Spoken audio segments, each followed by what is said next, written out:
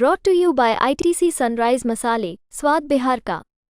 नमस्कार, प्रणाम। बिहार तक देख रहे हैं आप। मैं हूं आपके साथ इंद्र मोहन। 5 सांसदों के साथ चिराग पासवान मोदी सरकार के अहम हिस्सा हैं। केंद्रीय मंत्री भी बनाए गए हैं, लेकिन इन सबसे इतर एनडीए सरकार की हाल के दिनों के 3 फैसलों पर चिराग पासवान ने मुखरता से अपनी बात रखी। बात इस कदर रखी कि विपक्ष को सहारा मिल गया, मुद्दा बड़ा हुआ और मोदी सरकार को बैकफुट पर आना पड़ा। ताजा उदाहरण लेटरल एंट्री को लेकर है। यूपीएससी की तरफ से 45 पदों पर नियुक्ति के लिए विज्ञापन जारी किया गया। लेटरल एंट्री के तहत सरकार अलग अलग मंत्रालयों में joint secretary, director, deputy secretary जैसे पदों पर प्राइवेट सेक्टर के लोगों को कॉन्ट्रैक्ट के तहत काम करने का मौका देती है। चिराग पासवान ने इस एंट्री का विरोध कर दिया। विरोध के पीछे तर्क यह दिया कि इस भर्ती में एससी, एसटी और ओबीसी उम्मीदवारों के लिए कोई कोटा या आरक्षण नहीं है।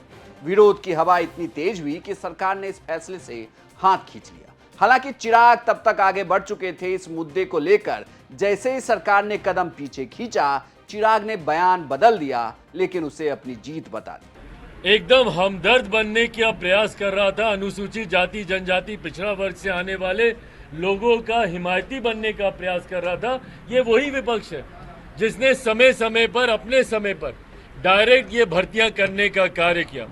पूर्व प्रधानमंत्री डॉक्टर मनमोहन सिंह जी उसका उदाहरण है। मोंटेक सिंह आलूवालिया जी उसका उदाहरण है। कई ऐसे नाम हैं जो इसके उदाहरण रहे हैं।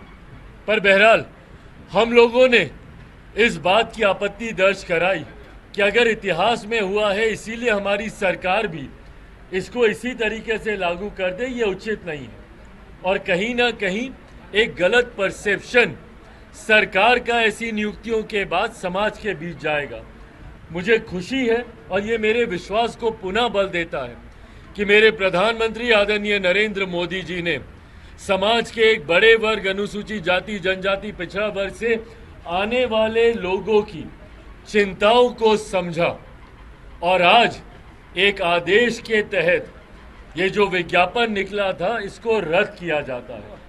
मैं, मेरी पार्टी लोक जनशक्ति पार्टी रामविलास, मेरे प्रधानमंत्री आदरणीय नरेंद्र मोदी जी का धन्यवाद देती है और मैं समाज की तरफ से अनुसूचित जाति, जनजाति, पिछड़ा वर्ग से आने वाले लोगों की तरफ से भी मेरे प्रधानमंत्री आदरणीय नरेंद्र मोदी जी का मैं धन्यवाद करता हूं कि उन्होंने एक बड़े वर्ग की चिंता को सम्मान देने का काम किया और जो ये नियुक्ति निकाली थी उसको रद्द करके पुनः उन्होंने इस समाज का विश्वास जीतने का काम किया।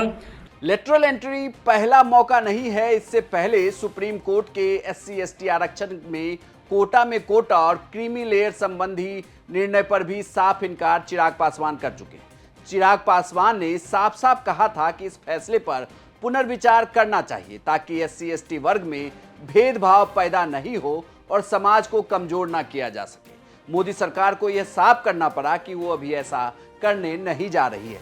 इस पर भी सरकार को अपनी बात रखनी पड़ी। वहीं वक्फ बिल को लेकर जब सरकार सदन में आई, तब भी चिराग पासवान की पार्टी इस पर विचार के लिए कह रही थी, यानी कि इसे जेपीसी में भेजा जाए, और हुआ भी ऐसा ही। यानी कि चिराग पासवान ने यहां भी खुलकर एनडीए की सरकार का समर्थन तो नहीं दिया।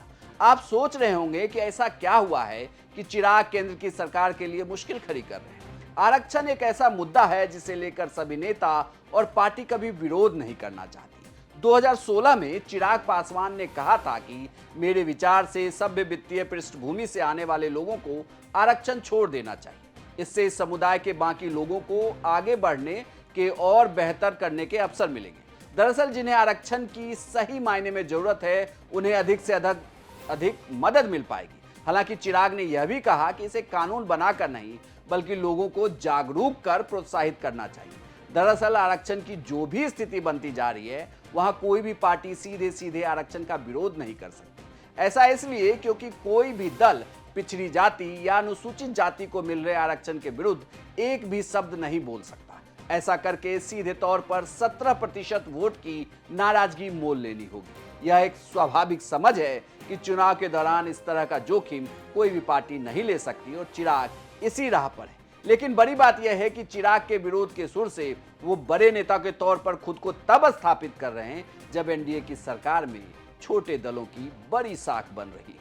आपको यह जानकारी कैसी लगी हमें कमेंट बॉक्स में लिखकर जरूर बताइएगा और बिहार की तमाम खबरों के लिए देखते रहिए सिर्फ बिहार तक।